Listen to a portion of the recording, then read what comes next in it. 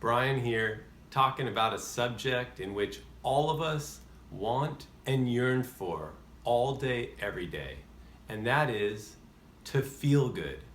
That's all any of us really want, is to feel good, and that's why we do mostly everything we do with things or people, is so we can feel good. Our loving relationships with our friends, our family, our significant others, giving love, receiving love. It's because we feel good doing it.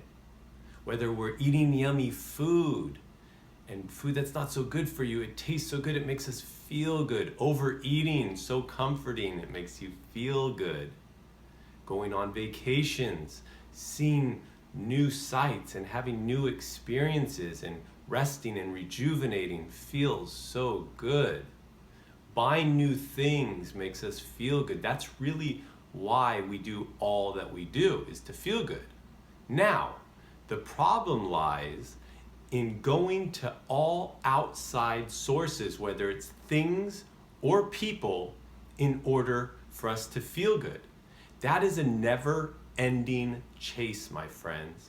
Constantly looking for new stuff, new people, new friends, new contacts in order to feel good. It gets very old. And that was actually my biggest problem many years ago, is that I had the perfect setup on the outside. I had loving friends, family, I had an awesome girlfriend, I had money in the bank, a property, I lived by the beach, I had a beautiful car that I loved, I had all the stuff and all the friends, my health was rocking and rolling.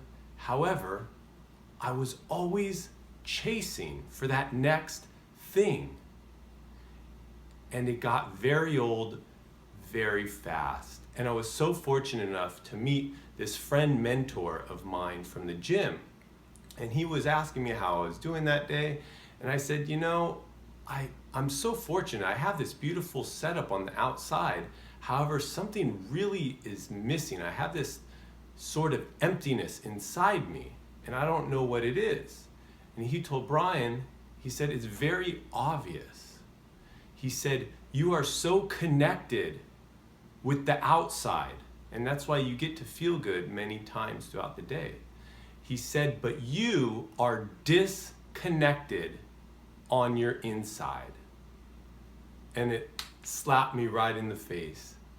And I said, well, how do I get connected with my inside? And he told me, you need to sit in solitude. Sit still and just be. Do nothing. And that's exactly what I did the next day.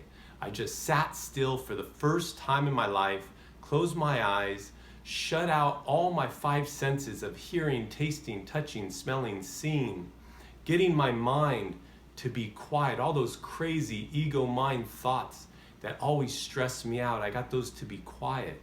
And for the first time in my life, I connected with myself on the inside.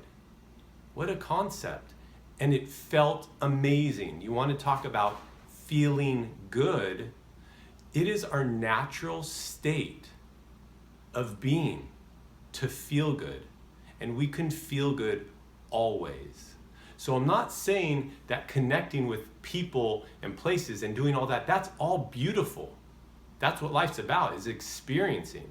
But if you want that double-edged sword of feeling good on the inside and the outside, then you're going to want to sit still and silence your mind. You're going to want to just be with yourself. And that's actually how you can have a loving relationship with yourself. I believe a lot of us don't really love ourselves enough. We could always love ourselves more. And that's like one of the best things you can do to love yourself more and have a relationship with yourself, by sitting still and silencing your mind. So that, my friends, is the go-to.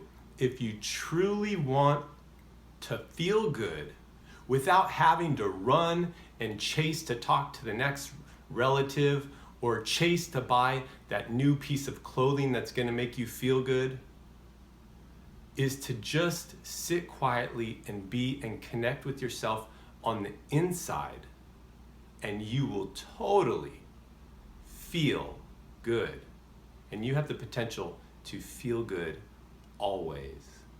So if you have any questions about sitting still and silencing your mind or sitting in solitude, feel free to message me and I'd love to chat with you about it. Meanwhile, sit still and silence your mind. Sit in solitude so you can feel good always. Love be with you.